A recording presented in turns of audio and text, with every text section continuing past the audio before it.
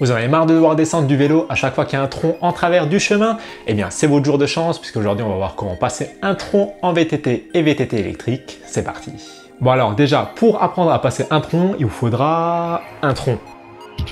Voilà, qui est chose faite, vous pourrez ensuite enfourcher votre vélo. Le mieux avant sera de mettre votre selle au minimum pour éviter d'être gêné pendant le geste et ensuite vous pourrez arriver en face de l'obstacle. Si vous êtes un habitué de la chaîne et que vous avez déjà regardé mon tuto sur les bunny up, vous devriez pouvoir faire comme ceci. Comment ça non? Eh bien, si ça vous intéresse, vous pouvez aller checker le lien en description juste en bas de la vidéo pour pouvoir aller voir le tuto dédié au bunny up. Sinon, aujourd'hui, nous, on va apprendre à passer ce tronc en enroulé, c'est-à-dire en passant d'abord la roue avant, puis en faisant basculer le vélo pour passer la roue arrière. Et quoi de mieux pour bien vous décomposer les gestes, histoire que vous voyez mieux et de me rajouter un peu de challenge que de monter la hauteur de mon installation. Je rajoute un tronc, assurez-vous quand même que ça tienne un minimum en place, parce que là mon installation était un peu bancale et ça n'avait pas l'air top au premier abord. Et pour ceux qui se demanderaient si ça passe toujours en bunny up, la réponse tout de suite. Allez checker le tuto dédié sur les bunny up. Maintenant que tout est en place, on commence le tuto sur l'enroulé en VTT et VTT électrique. On commence tout de suite avec la première étape. Étape numéro 1, passer la roue avant. La première étape de ce tuto va être de passer la roue avant. Pour cela, il y aura plusieurs techniques qui dépendront un peu de l'élan que vous avez pour le franchissement. L'une des techniques se fera d'abord sur l'élan et l'autre avec un coup de pédale pour lever la roue avant. La suite sera identique, mais si vous manquez un peu d'élan ou si la trajectoire est pas trop droite avant, la méthode avec le coup de pédale va bien vous dépanner et ça va vous permettre d'arriver avec beaucoup moins d'élan et beaucoup plus lentement avant notre geste. Je vais donc arriver face à mon tronc, détendu sur le vélo, debout avec le regard droit sur mon tronc. Là, le but, ça va être de lever ma roue avant pour poser la roue avant sur le tronc.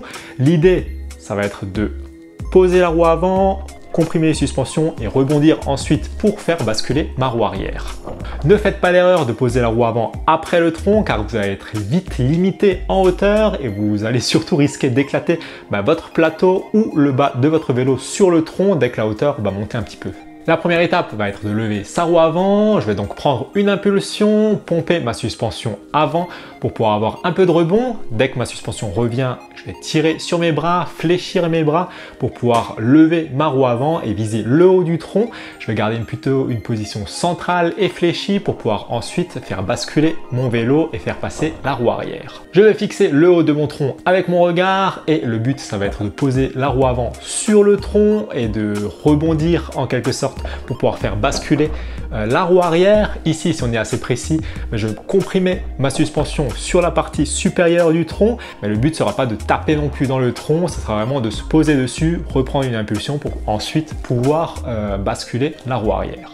Dans le cas où je décide d'utiliser la version avec le coup de pédale, là la méthode est un peu la même, il suffira alors de préparer son coup de pédale et dès lors que je vais tirer sur mon guidon, je vais appuyer sur la pédale au même moment pour pouvoir donner un coup de boost, lever ma roue avant, un peu à la manière d'un wheeling debout. Et d'ailleurs, ça tombe bien, il y a un tuto wheeling aussi sur la chaîne, mais ça, vous vous en doutiez, non? Une fois que ma roue avant est posée sur le tronc, il va falloir conserver son élan, faire passer la roue arrière, et ça va être l'objet de la seconde étape.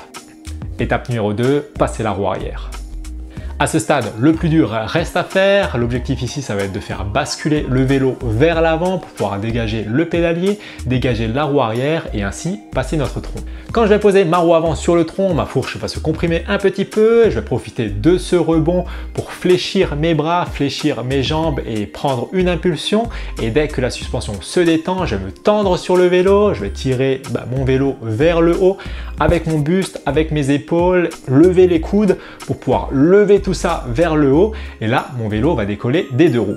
À ce moment précis, je vais faire avancer mon vélo en le ramenant vers le haut, en fléchissant les jambes pour pouvoir gagner de la hauteur sur la roue arrière et ensuite en poussant le vélo vers l'avant, en effectuant une sorte de mouvement de rotation avec les coudes. En fait, je vais lever les coudes et ensuite je ramène le tout en poussant fort vers l'avant avec mes bras pour pouvoir faire basculer mon vélo vers l'avant et justement faire passer la roue arrière. Le vélo va alors basculer en avant. Là, je vais pousser un maximum vers l'avant avec mes bras, avec mes jambes, les fesses bien en arrière pour pouvoir faire passer ma roue arrière.